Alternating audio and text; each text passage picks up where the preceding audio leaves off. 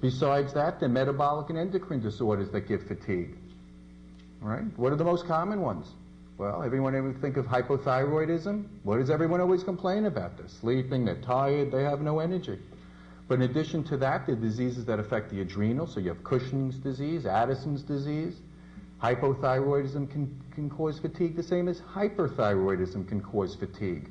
What about diabetes? Anyone know anyone whose diabetes isn't under control? They're a little tired and don't have energy and don't feel good?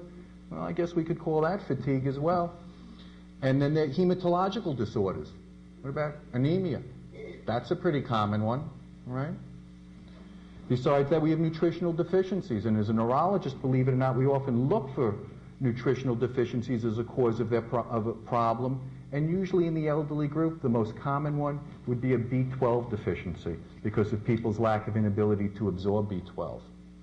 Cancer. How many people know people that have cancer and they feel great and they're running around and doing everything all the time?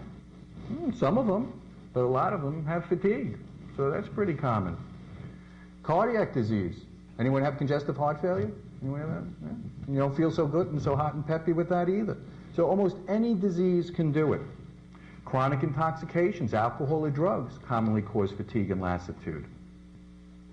But it's the job of the physician to rule out and see what's causing this. And how do we make the differentiation? How do we figure these things out? Part of it is from the history that you guys tell us. That helps figure it out. But the physical examination helps differentiate what's causing it, as well as, laboratory tests. Everyone's been stuck by the needle more than once or twice.